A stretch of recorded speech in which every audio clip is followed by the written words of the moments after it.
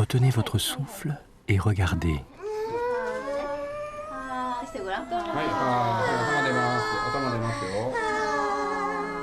Cet instant de la naissance, nous l'avons tous vécu.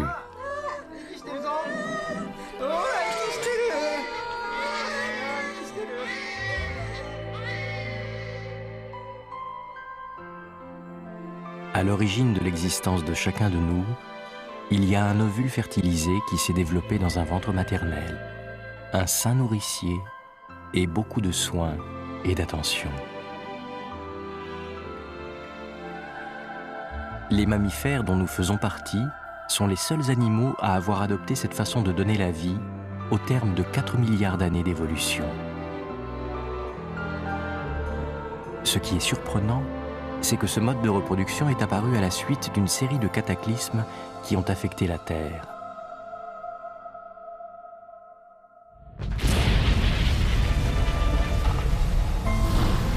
Il y a 250 millions d'années, s'est produite la plus grande éruption volcanique que la Terre ait connue.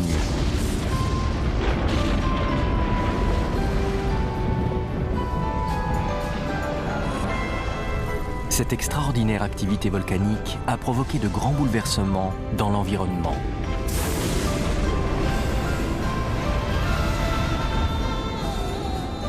Des découvertes récentes ont montré que cette catastrophe a entraîné la disparition de 95% de la vie présente sur la planète.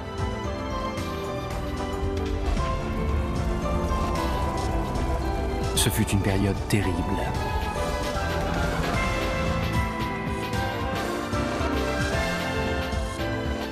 Mais lorsqu'ils eurent surmonté l'épreuve, nos ancêtres avaient acquis les caractéristiques uniques des mammifères. Cette période a vu la plus grande extermination d'espèces vivantes de toute l'histoire de la Terre.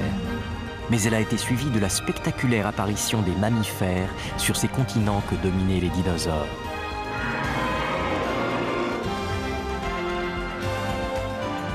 Pour quelles raisons nos ancêtres ont-ils alors commencé à protéger leurs petits dans les ventres maternels?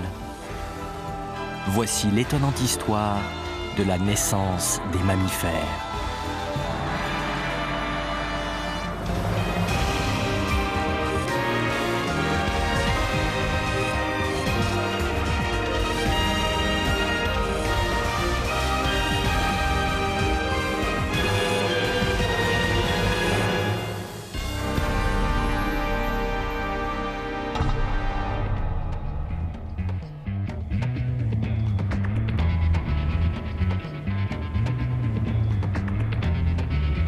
La plus importante extinction massive d'espèces vivantes de l'histoire de la Terre s'est produite il y a 250 millions d'années, soit 185 millions d'années avant celle des dinosaures que nous connaissons mieux. Mais on pense aujourd'hui que sans cette catastrophe, les mammifères ne seraient jamais apparus sur la planète.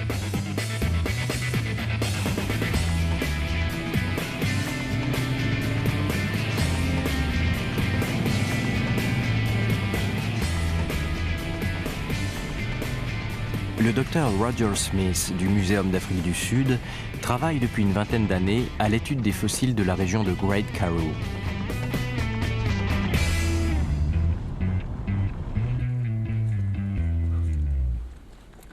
La strate, qui correspond à la période qui a précédé la grande extinction, affleure ici à la surface. Cette terre aride a remarquablement conservé les empreintes des animaux qui arpentaient les continents à cette époque. Voici d'incroyables empreintes de dinocéphale. Elles nous révèlent beaucoup de choses sur son mode de déplacement. Je vais essayer de marcher dans ces traces pour voir si je peux reproduire la démarche du dinocéphale.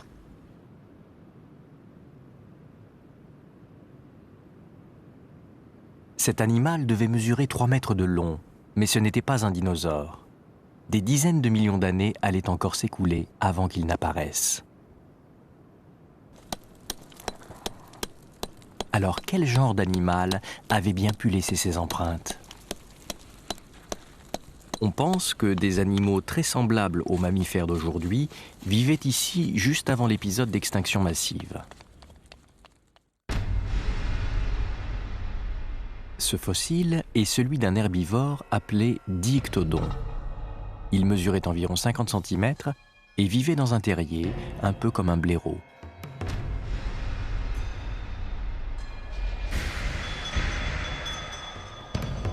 Voici maintenant Gorgonops, un carnivore de 3 mètres de long, doté de crocs acérés.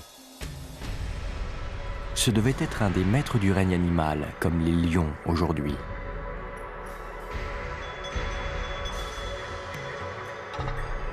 On pense que ces animaux se reproduisaient en pondant des œufs, comme les reptiles. Mais comme leur squelette et leur dentition présentent de nombreux points communs avec ceux des mammifères, on les a appelés reptiles mammaliens. Certains parmi eux allaient un jour évoluer pour donner naissance aux mammifères.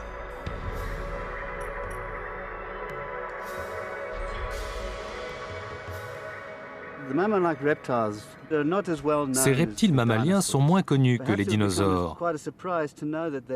Il est assez étonnant de découvrir qu'il existait alors une telle variété d'animaux de très grande taille, parfaitement adaptés, et qu'ils étaient en fait les lointains ancêtres des humains. Et cela au moins 50 millions d'années avant les dinosaures, de telle sorte que les dinosaures ne sont pas les premiers reptiles à avoir dominé la planète.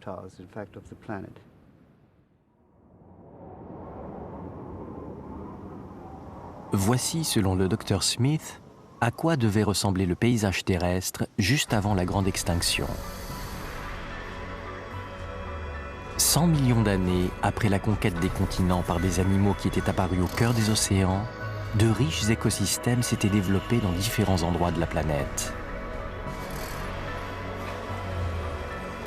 Grâce à la vigoureuse activité photosynthétique des végétaux qui composaient ces vastes forêts, l'oxygène était présent en quantité dans l'atmosphère.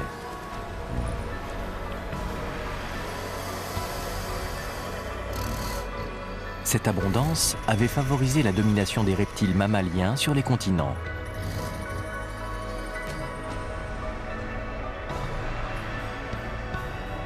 Parmi eux se trouvait le cynodon, un animal qui ressemblait à une fouine. En fait, c'est sans doute lui, notre ancêtre. Long d'une cinquantaine de centimètres, il se nourrissait principalement de poissons de rivière.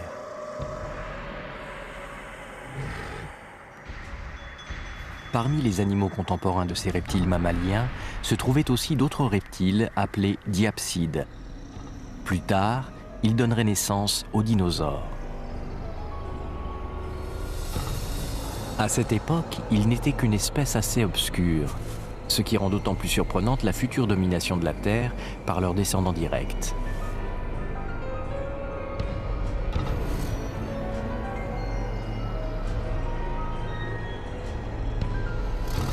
Juste avant la grande extinction, l'écosystème que dominaient les reptiles mammaliens était particulièrement florissant. Mais il y a 250 millions d'années, il a été brutalement anéanti.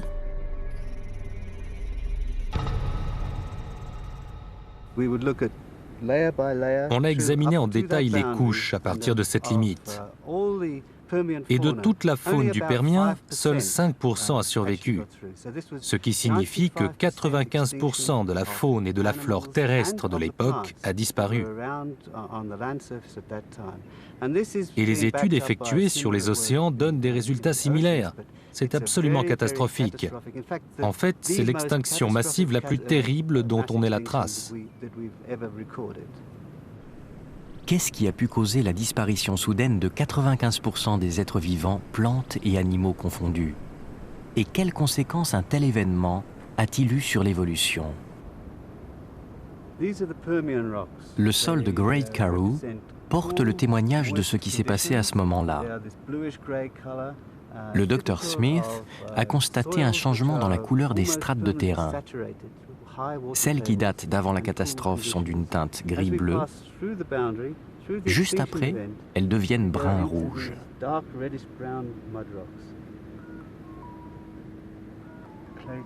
L'analyse de ces strates a montré que ce changement de couleur était la preuve d'une incroyable hausse des températures. Le Dr Smith a appelé cet endroit la dernière flaque. Il pense que ces fossiles témoignent d'un ultime rassemblement de reptiles mammaliens assoiffés autour d'une des dernières mares. Ils seraient morts entassés ici quand ont disparu les dernières gouttes.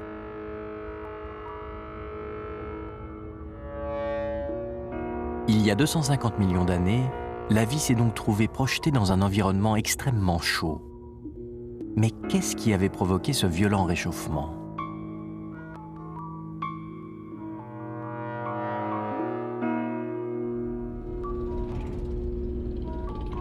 L'Afrique du Sud n'est pas le seul endroit où on trouve les traces de cette extinction massive.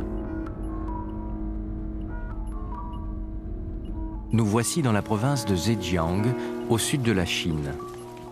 On trouve ici une strate vieille de 250 millions d'années qui s'est formée au fond d'une mer de plusieurs dizaines de mètres de profondeur.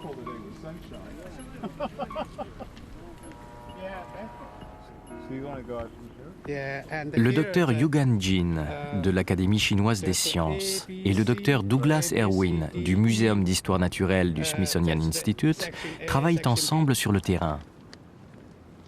Ces deux chercheurs ont établi qu'exactement au moment où la vie végétale et animale disparaissait sur les continents, 95% de la vie marine s'éteignait également.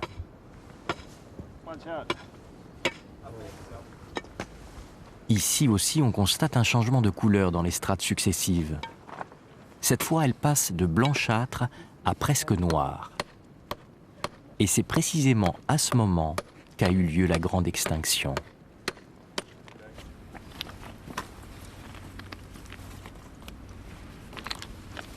Quelques fossiles ont été découverts ici, dans la strate qui s'est formée immédiatement après ce terrible épisode. Leur présence suggère qu'un autre bouleversement catastrophique de l'environnement se serait produit au même moment que le violent réchauffement évoqué en Afrique du Sud. Ces fossiles sont ceux de Claraya, une espèce de bivalve.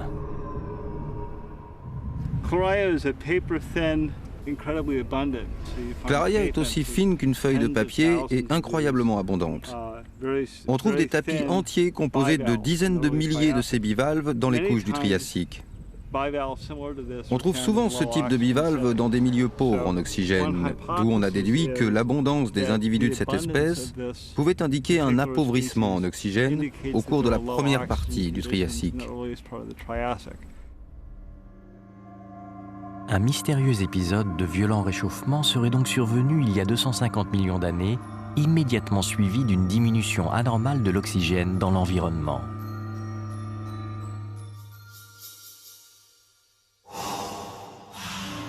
Seule une catastrophe exceptionnelle avait pu causer un tel désastre.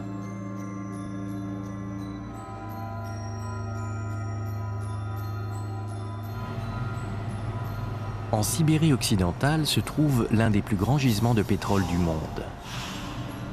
On a fait ici une étonnante découverte. Elle nous fournit un indice quant à la nature de la catastrophe qui a entraîné l'épisode d'extinction massive.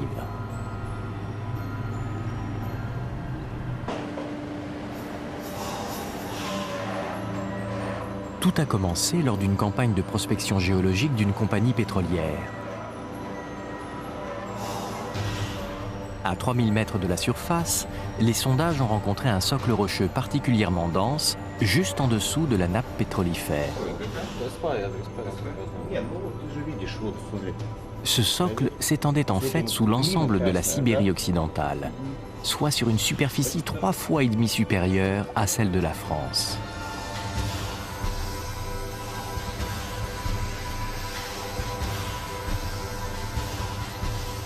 Des échantillons de cette couche ont été prélevés et leur analyse a révélé qu'il s'agissait en fait de lave solidifiée il y a 250 millions d'années, au moment de l'épisode d'extinction massive.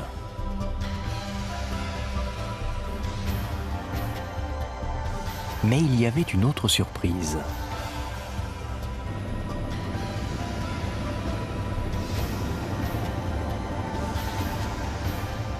Cette étendue de lave se poursuivait en fait sur 2000 km, dépassant les limites de la Sibérie occidentale pour se prolonger sur le plateau de la Sibérie centrale.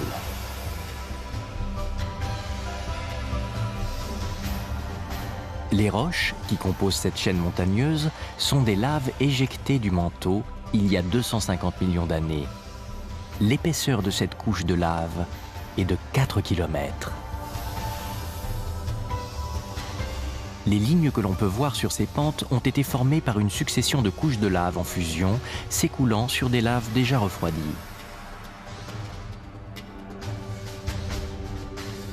C'est une gigantesque éruption volcanique qui a laissé ses traces sur le plateau sibérien. Leur étendue suggère que le volume de lave expulsé à cette occasion a été phénoménal, 10 000 fois la quantité qu'un volcan rejette en général sur 10 000 ans. Jamais, de toute son histoire, la Terre n'avait connu pareille éruption.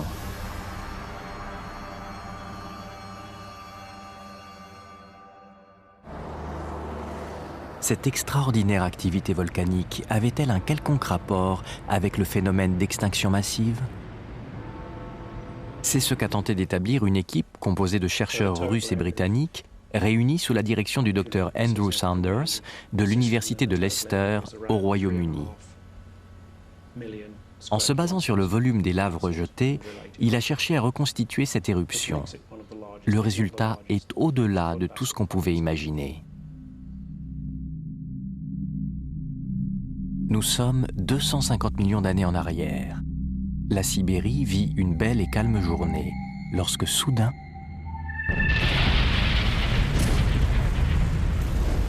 l'explosion projette des laves jusqu'à 2 ou 3 000 mètres d'altitude, 10 fois plus haut que lors des plus grandes éruptions observées à l'époque moderne.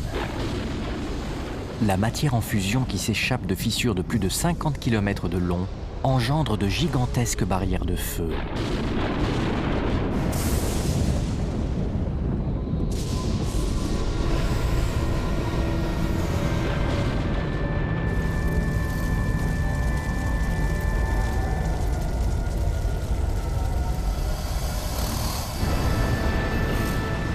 Les coulées de lave déferlent sur la forêt sibérienne, engloutissant tout sur leur passage.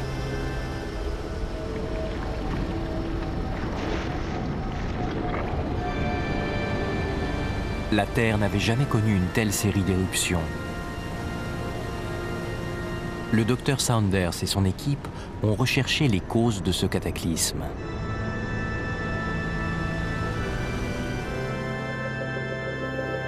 Leur attention a été attirée par une série de gigantesques failles présentes dans le sous-sol de la Sibérie occidentale. Ces fissures de 100 km de large s'étendent sur plus de 1500 km.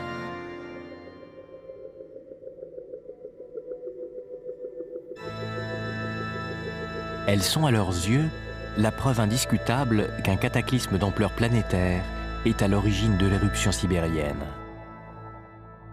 Le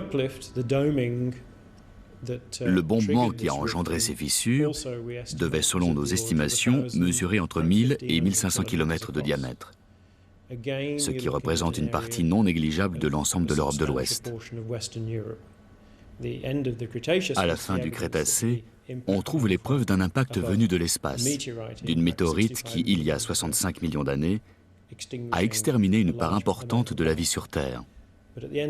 Mais à la fin de l'ère permienne, il semble bien que nous soyons face à un impact venu des profondeurs de la planète. Et c'est ce phénomène qui aurait provoqué la grande extinction que l'on constate à cette époque. Qu'est-ce qui était venu ainsi déformer la surface en jaillissant des profondeurs de la Terre? Les dernières recherches effectuées sur le manteau terrestre nous apportent peut-être la réponse. Les scientifiques ont découvert récemment qu'à certains endroits spécifiques de la planète, les phénomènes de subduction et de remontée de matière qui animent le manteau terrestre pouvaient atteindre des proportions hors du commun. Dans les failles de grande profondeur qui sont au large du Japon, de tels mouvements ont été constatés. Un immense bouclier rocheux qui avait constitué une partie du plancher océanique s'est ainsi enfoncé par une de ces failles et a progressivement plongé vers les régions proches du noyau à 2900 km de la surface.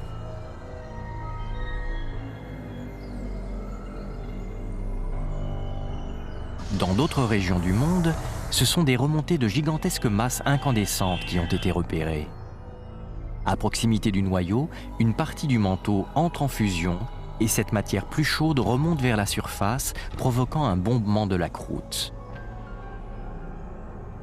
Les chercheurs pensent que c'est un phénomène de ce type, mais de proportions extraordinaires, qui est venu de l'intérieur frapper la surface de la Terre il y a 250 millions d'années.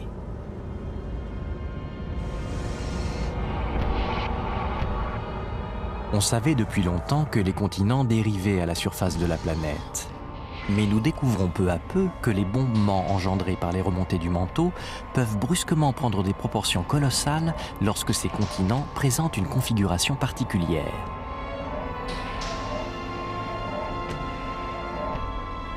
Il y a 300 millions d'années, les masses continentales éparses ont convergé pour former un supercontinent, la Pangée. Une faille très profonde entourait alors ce continent.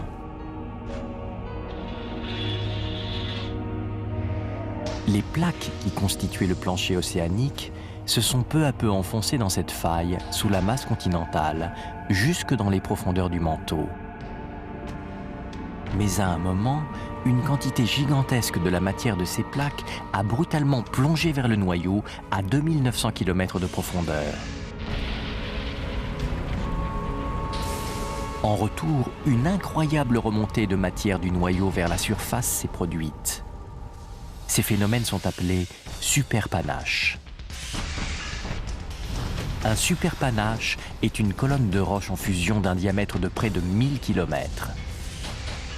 Voilà ce qui avait causé le bombement qu'évoquait le Dr Sanders. C'est une incroyable quantité d'énergie venue du centre de la Terre qui a alimenté la série de gigantesques éruptions volcaniques survenues il y a 250 millions d'années. Mais on sait aujourd'hui que ces éruptions n'ont été que le déclencheur des événements catastrophiques qui ont entraîné la disparition de 95% de la vie sur Terre.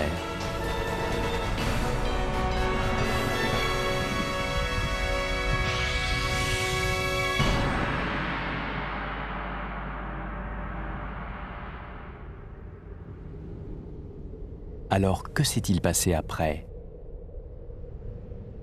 C'est dans la région de Tokai, au Japon, que se trouve la réponse à cette question.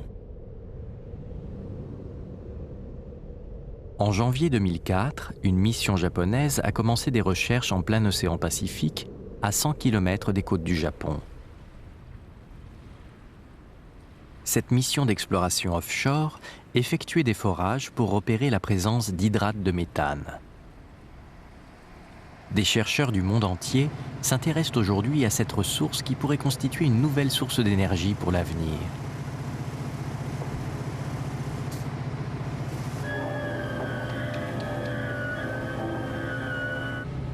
L'hydrate de méthane est enfoui sous forme congelée 1000 à 2000 mètres sous le fond des océans, à proximité des plateformes continentales.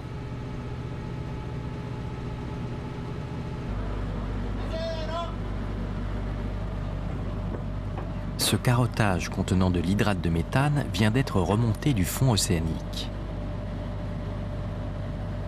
Le gaz qui s'échappe ainsi est du méthane.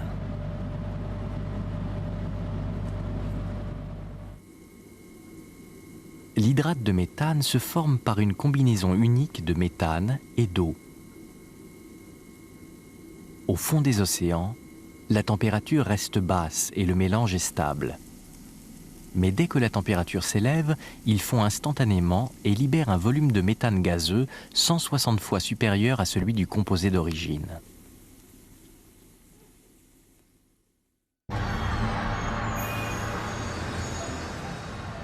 En Chine, on a trouvé la preuve que lorsque la gigantesque éruption sibérienne s'est produite il y a 250 millions d'années, l'hydrate de méthane a commencé à fondre, libérant du plancher océanique une énorme quantité de méthane.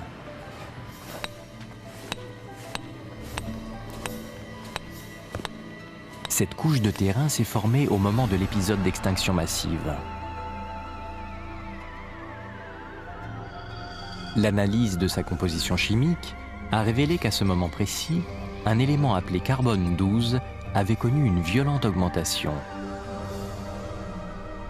Cette augmentation démontre qu'une quantité phénoménale d'hydrate de méthane avait alors commencé à fondre, car l'hydrate de méthane contient une forte proportion de carbone 12.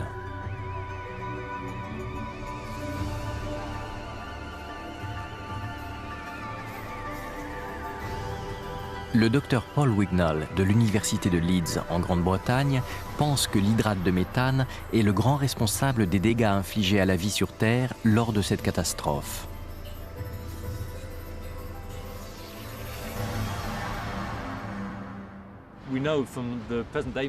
Nous savons, grâce aux hydrates de méthane découverts sous les sédiments océaniques, qu'il suffit d'une hausse de quelques degrés de la température de l'eau pour déclencher la fonte. La glace libère alors le méthane qui s'échappe vers la surface et on a une gigantesque fuite d'un puissant gaz à effet de serre. L'énorme éruption volcanique déclenchée par un superpanache en Sibérie avait introduit dans l'atmosphère une quantité phénoménale de dioxyde de carbone, peut-être 40 trillions de tonnes. L'effet de serre, induit par ce dioxyde de carbone, a progressivement réchauffé la planète, entraînant une terrible réaction en chaîne.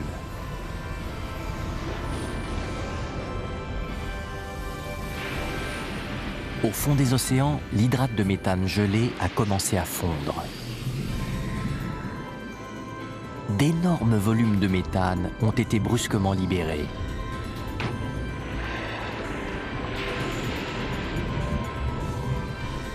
L'effet de serre du méthane est 20 fois plus puissant que celui du dioxyde de carbone.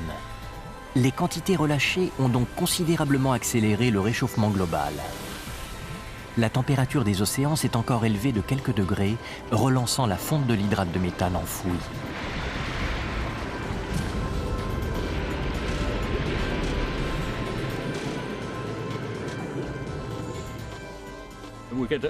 Un cycle s'est alors enclenché.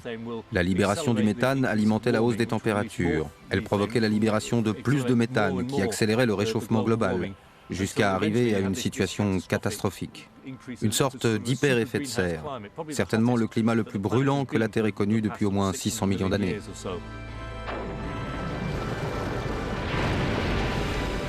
Cette réaction en chaîne se poursuivait et s'intensifiait inéluctablement. La température de la Terre s'éleva brutalement de 7 ou 8 degrés autour de l'équateur et de 25 degrés dans les régions polaires. L'ensemble de la planète était devenu une véritable fournaise.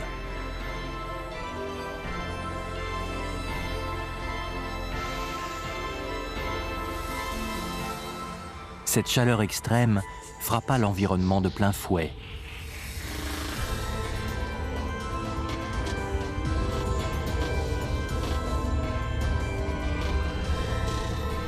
Le luxuriant écosystème qui s'était pour la première fois développé sur Terre fut irrémédiablement anéanti.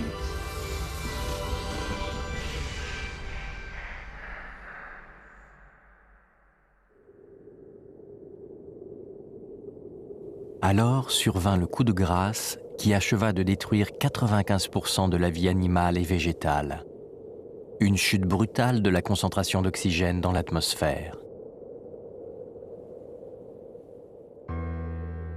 Les glaces de l'Antarctique en ont conservé la preuve indiscutable. Nous sommes ici au cœur de la chaîne transantarctique où des recherches sont menées conjointement par des équipes américaines et sud-africaines. Le docteur Greg Retalak de l'Université de l'Oregon dirige cette mission. Il a découvert un minéral extrêmement rare dans la strate qui s'est formée juste après l'épisode d'extinction massive.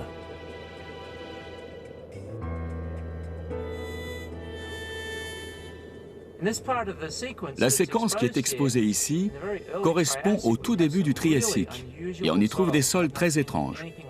Je n'ai jamais rien vu de comparable ailleurs que dans cette période mortelle du début du Triassique. Dans cette couche ici, ces traces mènent à un étrange nodule. C'est un minéral très bizarre appelé berthierine. Il témoigne d'une très faible concentration d'oxygène atmosphérique lors du début du Triassique. La berthierine ne peut se former en présence de grandes quantités d'oxygène. Cette découverte est la preuve que juste après la grande extinction, le monde avait complètement changé. Il était désormais si pauvre en oxygène que les animaux pouvaient à peine y respirer. Le docteur Bob Berner de l'Université de Yale aux États-Unis a mis sur pied un modèle informatique qui permet de déduire des différentes données géologiques les variations des concentrations d'oxygène dans l'atmosphère. Juste avant la grande extinction, les niveaux d'oxygène avaient atteint 30% grâce au développement extensif de la végétation. Ils s'effondrent ensuite brutalement à 10%.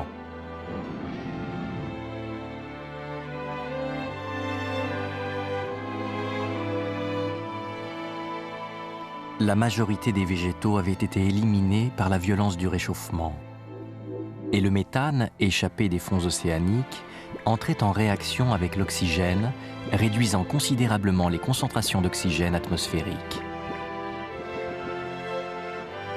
Nos ancêtres les cynodons ont bien failli disparaître, victimes de ces températures extrêmes et de la raréfaction de l'oxygène. On pense que leur survie fut un véritable miracle.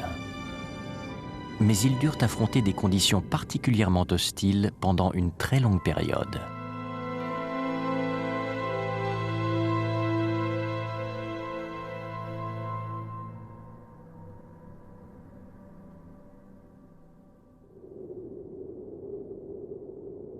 Après l'épisode d'extinction massive, la vie semble avoir mis très longtemps avant de se redévelopper sur la Terre. On retrouve très peu de fossiles dans les strates de cette période. Cette catastrophe a en tout cas eu des répercussions spectaculaires sur la suite de l'évolution de la vie. Projetons-nous 100 millions d'années plus tard, c'est-à-dire à moins 150 millions d'années par rapport à aujourd'hui.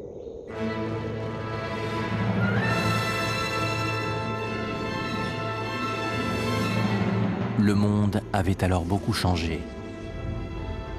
Une des différences les plus spectaculaires était l'omniprésence de reptiles géants, les dinosaures.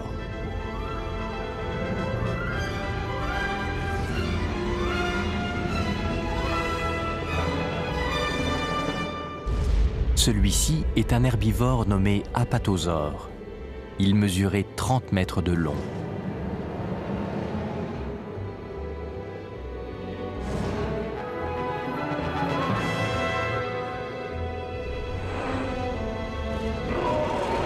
Et voici le roi des animaux de cette époque, un terrible carnivore appelé allosaure.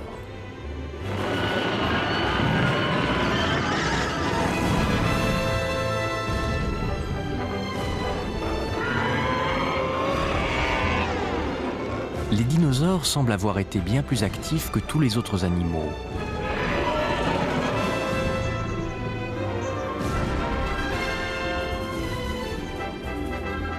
À l'inverse, nos ancêtres étaient à cette époque devenus de petites créatures semblables à des souris qui vivaient en se cachant des dinosaures.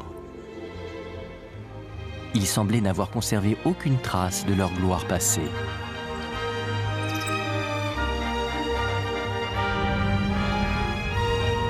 Comment les reptiles les avaient-ils supplantés à la tête du règne animal? C'est une des grandes énigmes que posait l'évolution de la vie après l'épisode d'extinction massive.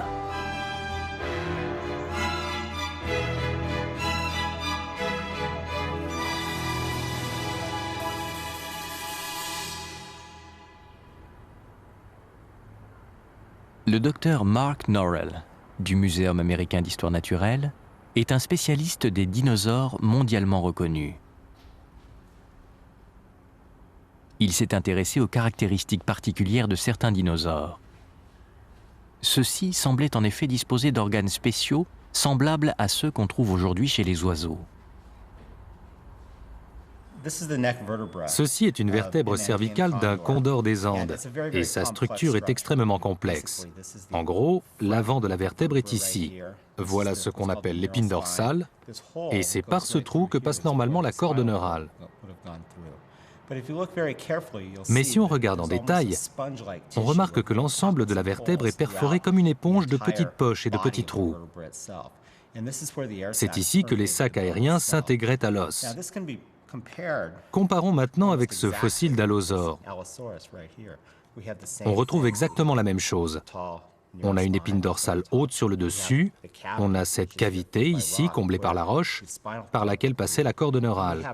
Et on a certaines de ces petites cavités pneumatiques que l'on trouve ici dans les mêmes configurations que chez le condor des Andes. Quel est donc ce système de sac aérien dont semblent avoir été équipés les dinosaures? Aujourd'hui, on ne le retrouve que chez les oiseaux, dont on pense qu'ils sont probablement les descendants des dinosaures. Ces poches d'air sont en fait un système respiratoire unique que les dinosaures ont développé au cours de l'évolution.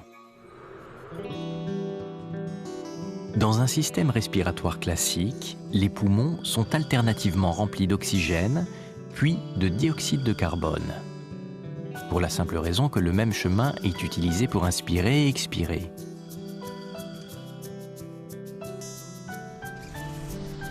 Chez les oiseaux, l'inspiration et l'expiration suivent deux chemins différents grâce à des poches accrochées autour des poumons, qu'on appelle les sacs aériens.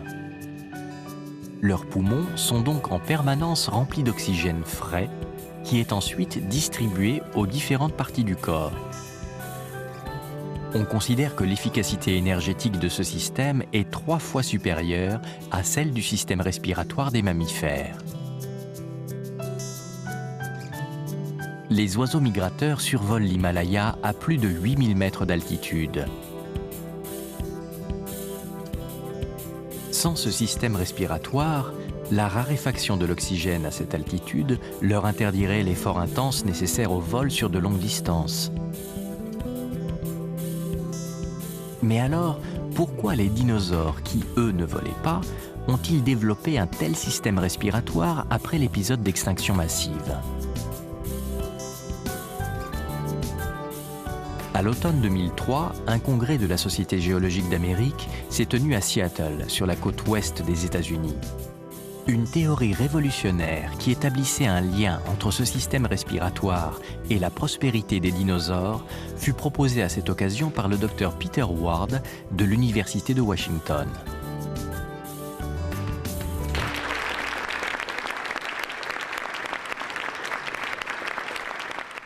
Last and hopefully not least, I'd like to talk a bit about the end of the world or the end of several worlds. Le Dr Ward est une sommité mondiale de la recherche sur les épisodes d'extinction massive et l'auteur de nombreux livres et articles sur l'évolution de la vie.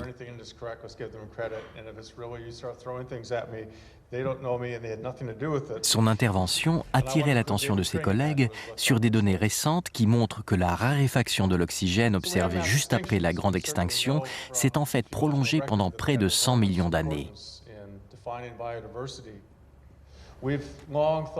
On s'est longtemps préoccupé de l'évolution des niveaux de CO2 dans le temps. Mais ici, ce sont les niveaux d'oxygène qui nous intéressent. Ces chiffres proviennent des dernières simulations réalisées par Bob et son équipe. Ils se sont concentrés sur l'intervalle de temps situé entre moins 250 millions d'années et le milieu du Jurassique. Cela représente environ 100 millions d'années durant lesquelles les taux d'oxygène étaient inférieurs à ceux d'aujourd'hui. L'étude suggère même qu'ils étaient très inférieurs. Considérons maintenant le système respiratoire avec sac aérien. Les oiseaux en sont dotés, et les gens qui étudient les dinosaures commencent à penser qu'au moins certains d'entre eux disposaient d'un système similaire. La possession d'un tel système, même avec des niveaux d'oxygène stables, représentait un énorme avantage. C'était un atout pour la survie, et je ne serais guère surpris qu'il ait été amélioré par ces espèces qui disposaient d'un squelette adapté. Donc même s'il n'était pas aussi développé que celui des oiseaux d'aujourd'hui, ce système de sac aérien a dû être une aide précieuse dans un monde pauvre en oxygène.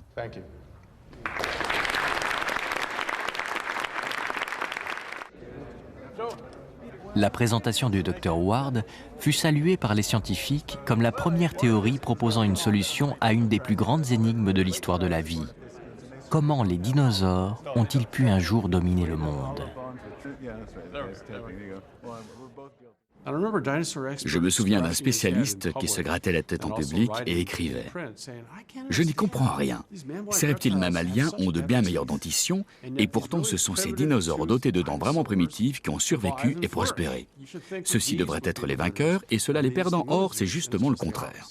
Les choses semblent peut-être moins paradoxales si on considère la faculté de respirer plutôt que celle de s'alimenter. »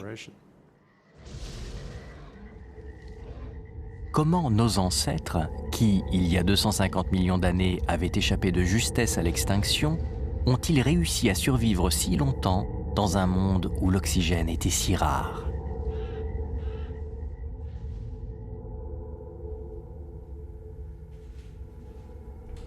Le docteur Roger Smith étudie en Afrique du Sud les phénomènes d'extinction massive. Il y a un an, il a co-signé avec le docteur Ward un article sur l'évolution de la vie dans un milieu pauvre en oxygène. Il pense que nos ancêtres ont eux aussi emprunté une nouvelle direction dans l'évolution en améliorant leur système respiratoire. Le docteur Smith s'est intéressé plus particulièrement aux trinaxodons, une des espèces de cynodons qui ont survécu à l'épisode d'extinction massive. Probablement le premier de nos ancêtres apparu juste après cet événement. Il a remarqué chez ces animaux les signes d'une adaptation à un univers pauvre en oxygène. La cage thoracique, qui à l'origine couvrait l'intégralité du tronc, s'arrêtait désormais à la poitrine.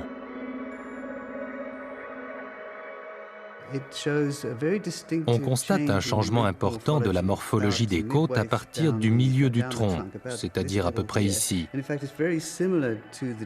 En fait, elle devient très semblable à la morphologie des côtes humaines.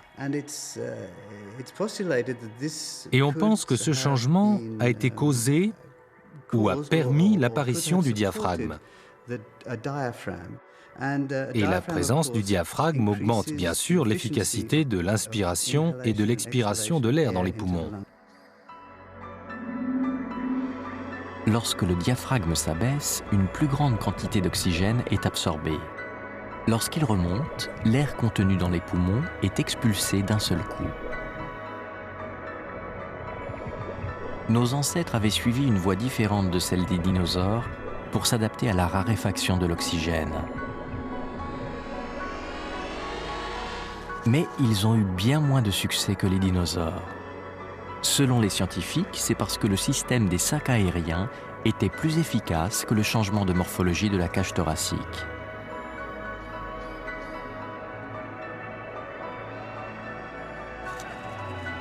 Pourtant, une des conséquences de ce choix devait plus tard s'avérer fort utile.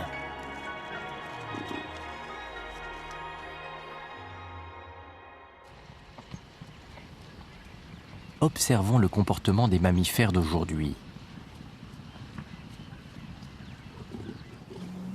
La plupart des mères, lorsqu'elles nourrissent leurs petits, tournent le torse en gardant l'abdomen sur le côté pour leur faciliter la tâche. Cette position est pratiquement inaccessible aux reptiles dont la cage thoracique descend jusqu'en bas du tronc. Pour s'adapter à la diminution de l'oxygène dans l'environnement, la cage thoracique de nos ancêtres est devenue plus courte.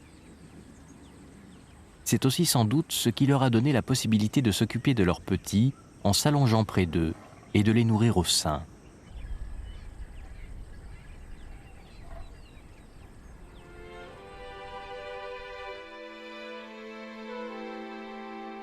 Ce fossile d'une mère et son petit allongés l'un contre l'autre a été découvert en Afrique du Sud. Juste après l'épisode d'extinction massive, nos ancêtres ont adopté des comportements typiques des mammifères. Ils se sont mis à nourrir leurs petits au sein et à leur consacrer beaucoup de temps et d'attention.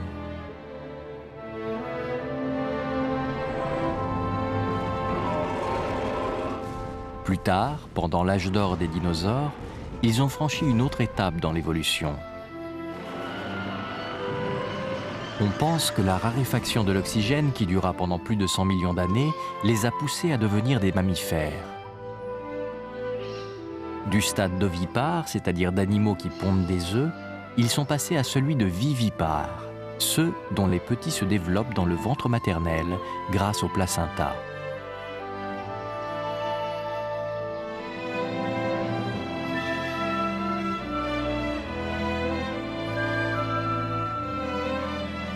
Le plus vieux fossile de mammifères placentaires a été découvert en Chine. On l'a appelé Eomaia, ancienne mère en grec.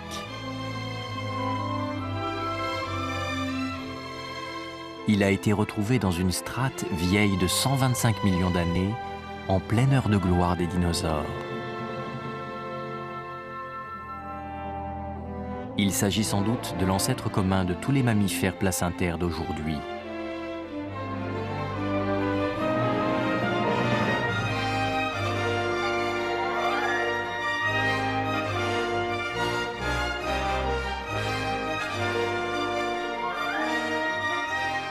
Le docteur Ji Qiang, qui l'a découvert, pense que dans cet environnement hostile, pauvre en oxygène et sous la pression constante des dinosaures, les mammifères ont sans doute développé cette stratégie efficace pour protéger leurs petits et assurer la survie de l'espèce.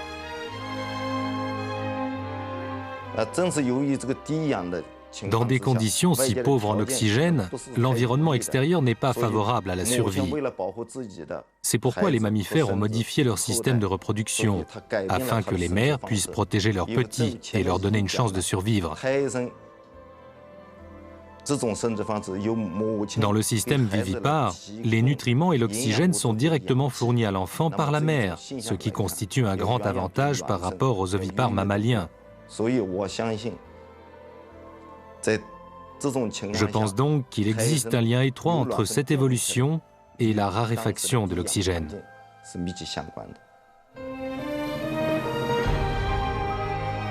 Chez les mammifères placentaires, un nouvel organe relie la mère à l'enfant, le placenta. À l'intérieur du placenta, par l'entremise du cordon ombilical, les globules rouges de la mère se déversent dans les vaisseaux capillaires du fœtus.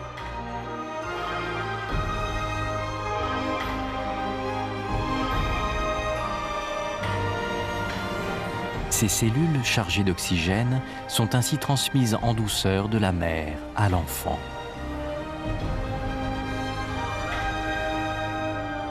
Cet apport constant d'oxygène frais va favoriser sa croissance.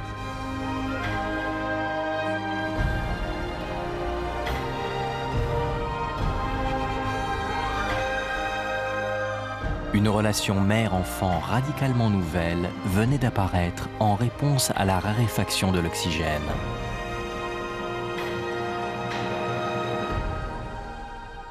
Elle établissait définitivement leur comportement protecteur à l'égard des petits comme une caractéristique permanente des mammifères.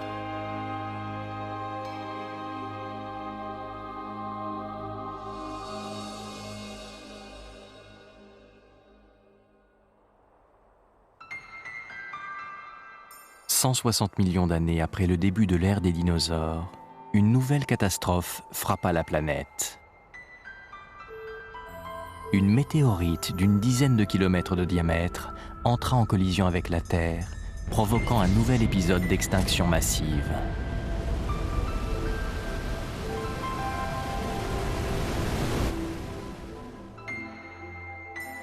Ce fut la fin du règne des dinosaures. Et puis les niveaux d'oxygène se reconstituèrent dans l'atmosphère.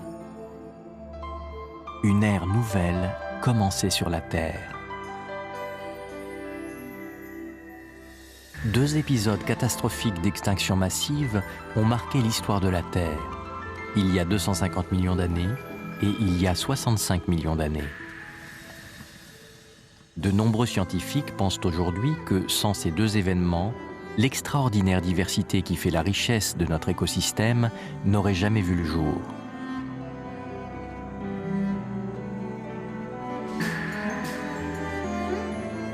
Nos ancêtres ont su traverser ces périodes dramatiques pour finalement devenir les maîtres de la planète.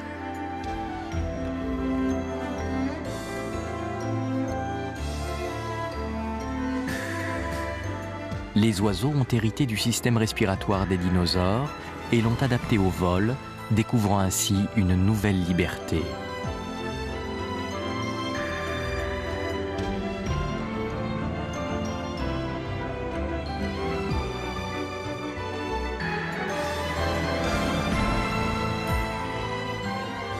Les humains ont aussi hérité de leurs ancêtres mammifères une manière plus efficace d'utiliser l'oxygène.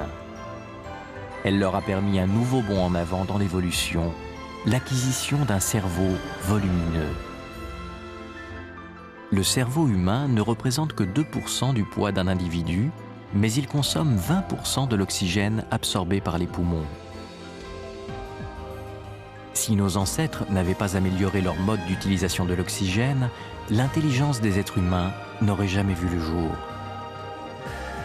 Grâce à l'acquisition de ce cerveau volumineux, les hommes ont développé des techniques et des civilisations à une vitesse phénoménale. Elles ont aujourd'hui une influence déterminante sur l'avenir de la planète.